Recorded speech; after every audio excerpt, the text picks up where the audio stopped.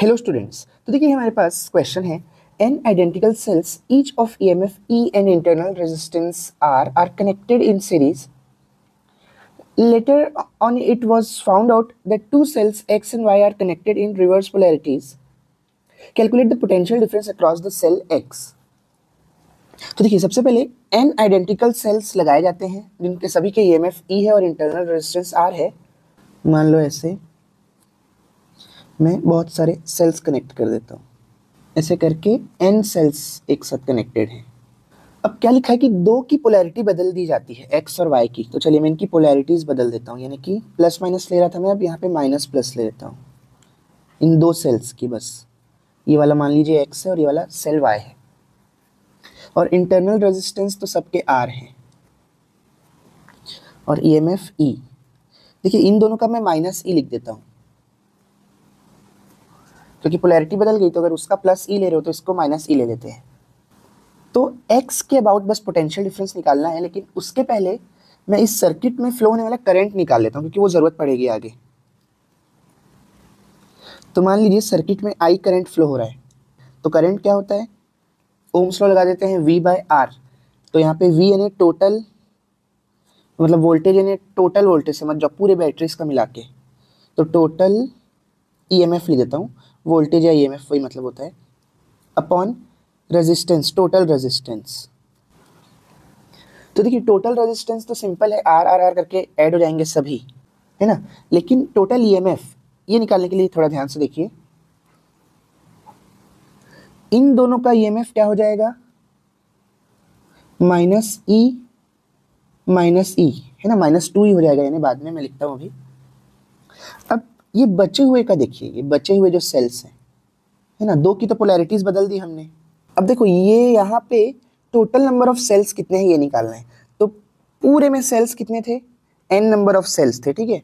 तो मान लेते हैं n नंबर ऑफ सेल्स थे, तो सभी का EMF E है और n बार उनको ऐड करेंगे तो n इंटू E हो जाएगा। लेकिन दो का हमने पोलैरिटी बदल दिया है, तो इसमें से 2E माइनस हो जाएगा। तो देखिए टोटल EMF अब कितना बच रहा है, En-2, यानी ये बचे हुए जो सेल्स है इतने, इनका टोटल EMF कितना होगा, n-2। यानी सिंपल सा लॉजिक है, दो सेल को हमने हटा दिया तो -2 कर दो, सिंपल है ना, plus En-2 upon total resistance का तो टेंशन नहीं है क्योंकि टोटल जो रेजिस्टेंस रहते हैं वो सभी नॉर्मली ऐड हो जाते हैं। तो सीरीज में है करके R प्लस R करके n बार जोड़ेंगे तो n इंटू R हो जाएगा। एक बार फिर से देखिए, ये जो दो था ये इन दोनों के लिए था, और दो सेल क्योंकि हट गया है तो अब टोटल n सेल थे तो n में से 2 माइनस हो गया। तो ये जो ब्लैक वाला है टोटल, ये कितना सेल्स बचा, En-2, ठीक है। तो देखिए यहाँ से I क्या निकल जाएगा, -2E प्लस Ne-2E, E को अंदर ले गया मैं, और n इंटू R, तो आ जाएगा -2E आ जाएगा -4E। तो Ne-4E upon n into R। तो फाइनली I निकल जाएगा थोड़ा सिंप्लीफाइड फॉर्म में, E कॉमन निकाल लेता हूँ, n-4 upon n into R। ये आ गया करंट,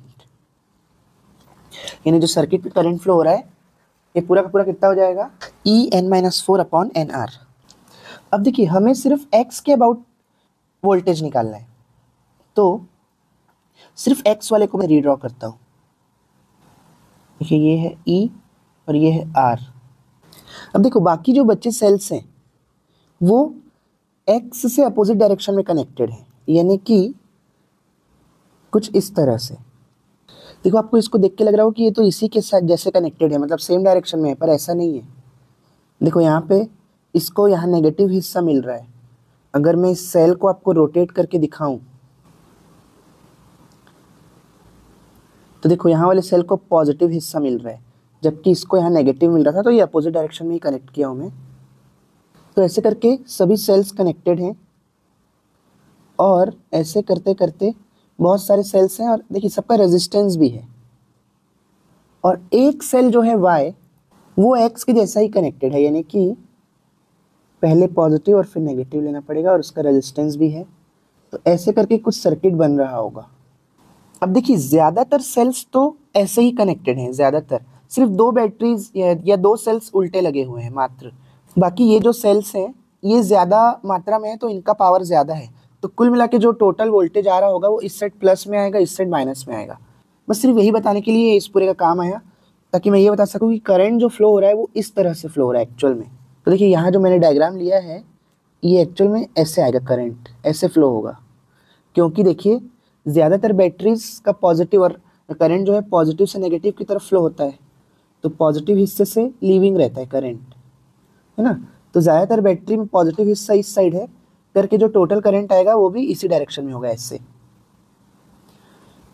तो ये जो सर्किट बनाया है मैंने उसमें भी करंट इसी डायरेक्शन में होगा, और देखिए ये टोटल वोल्टेज हो जाएगा। तो देखिए अब इस हिस्से का कुछ काम नहीं है हमको, मैंने मेन करंट का डायरेक्शन दिखाने के लिए आपको ये सब बताया।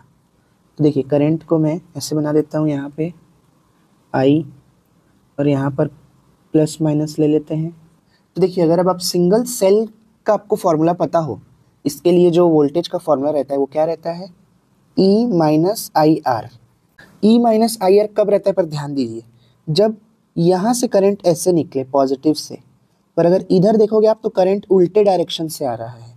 इसलिए इस पर्टिकुलर डायग्राम के लिए